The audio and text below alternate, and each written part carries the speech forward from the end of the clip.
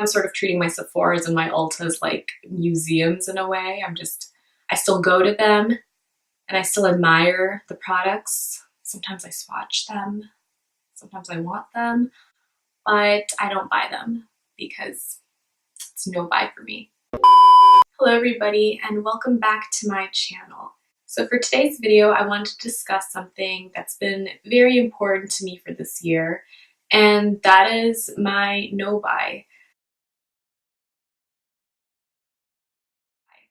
So this year I decided that I was going to go on a no makeup buying year.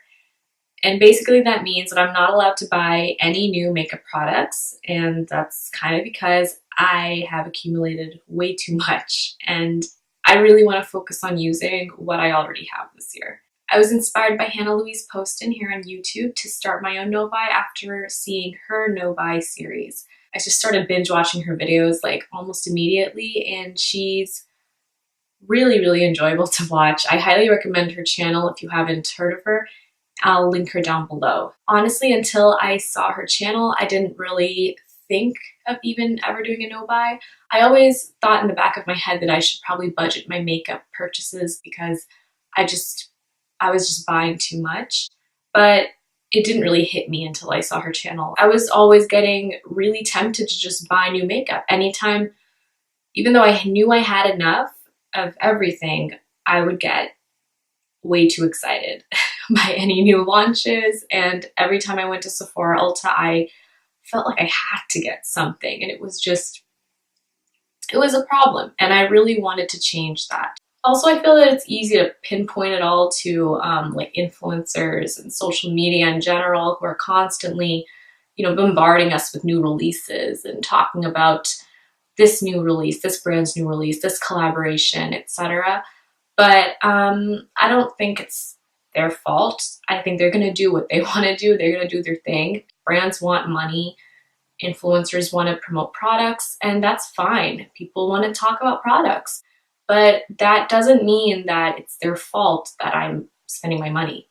I have to be mindful of the way I'm being impacted by these messages and think accordingly, you know what I'm saying? If I feel like I'm wanting to buy stuff that I know that I don't need and that I can totally dupe in my collection, then there's a problem.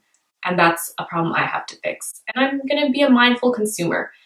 And I encourage you to think about that as well. Besides the obvious, just not wanting to spend any more money on makeup, which isn't really a necessity.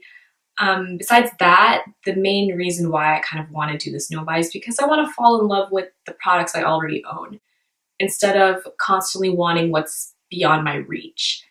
I feel like over the past few years, my makeup passion has been growing, but at the same time, my collection's been growing too much. And that's not something that I feel has to grow together. So far, it's only been 3 months, but I already feel like I have been feeling a lot more inspired, actually. I've been getting out of my comfort zone more for some reason. It might just be because I know I can't get anything new. So it forces me to kind of just use what I have and make them work and find new uses for everything. And that's been a really therapeutic experience for me, and I've loved that.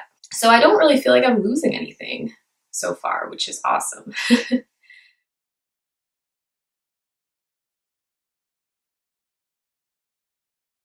If you're considering doing a no buy year, I highly recommend making sure that you really customize the no buy to your needs. And that might sound obvious, but don't feel like my way of doing a no buy is the right way or Hannah's way is the right way. Everyone is different, and it's really important to explore what's going to work for you the best.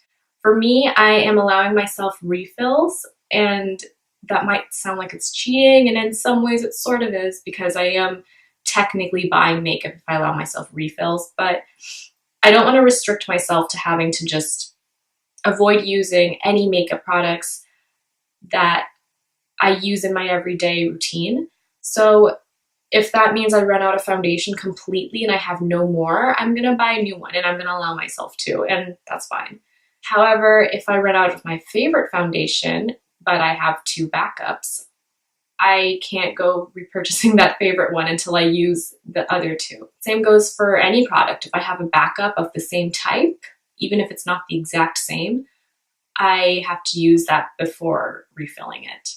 I customized my No Buy Year to fit my needs, and I know what my problem areas are, like where I especially would spend a lot of money. I am making an effort to really put stricter rules on those categories.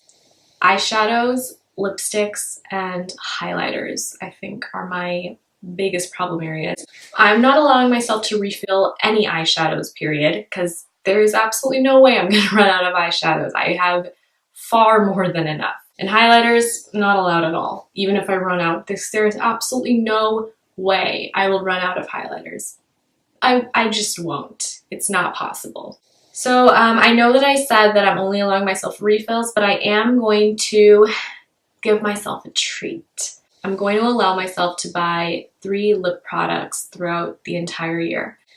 And I know this is cheating, especially because lipstick is a problem area, as I've mentioned. Lipsticks would be a far more impulsive purchase for me than eyeshadows, and I know I have a lot of eyeshadow palettes, but with lipsticks, I wouldn't even plan buying any lipsticks. With eyeshadows, I kind of would most of the time, but not with lipsticks. Lipsticks, I would go to like CVS to get a medicine, and then I would see a pretty dark red lipstick that's like $2, and I would get excited and just buy it, like without even thinking. And I would never wear it, because if I am going to be wearing a red lipstick, it's not that one. I have a favorite. That's not the one I would wear. I shouldn't allow myself 3 in a way, but I'm going to, because I want to train myself to start putting more thought into my lipstick purchases. I think by allowing myself 3 treats, it's gonna give me one little thing to look forward to with the whole no buy. I'm gonna be really excited for those 3 lipsticks, and I'm gonna put a lot of thought into what I spend my money on. And among those 3 lipsticks, I'm only allowed 1 high-end product, or pricey product, basically.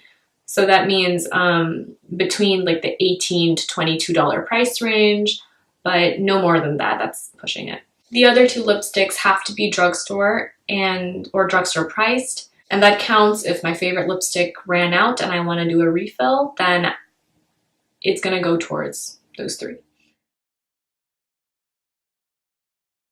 There may be a few little adjustments to my tutorials and my videos here on YouTube. I'm going to focus my tutorials a lot more on the application, the techniques, the finished result, and the colors, not really the products. I will still list them so you can know if you're curious, but I don't really want to bombard you with all of that. I want you to have the choice to see what I'm using or not, because not everyone wants to, especially if you're doing a no buy and you're like me, then I think you might appreciate it.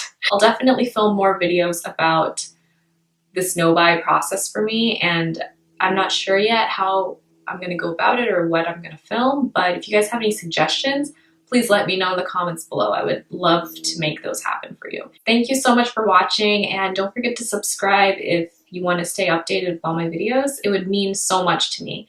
And thank you always for all your love and support. I'll talk to you all soon. Bye.